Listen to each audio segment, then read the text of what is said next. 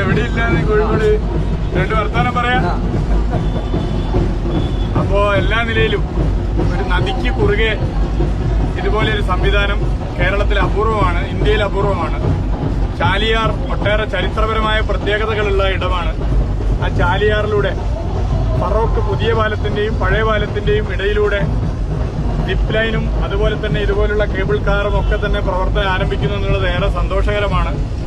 ഇതിനകം തന്നെ ഈ പ്രദേശങ്ങൾ ടൂറിസ്റ്റ് കേന്ദ്രങ്ങളായി മാറിയിട്ടുണ്ട്. ഫറോക്ക് പഴയ പാലം ദീപാലങ്കൃതമായി മാറിയതും പുതിയ പാലം കളർഫുള്ളായി മാറിയതുമൊക്കെ നമ്മൾ കണ്ടതാണ്.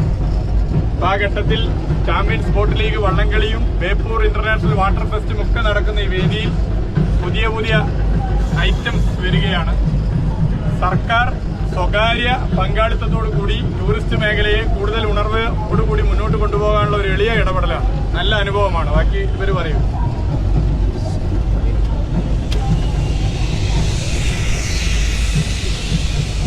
അടുത്ത സിപ്പ് ലൈനാവും. എനിക്കിത് വലിയ താല്പര്യം.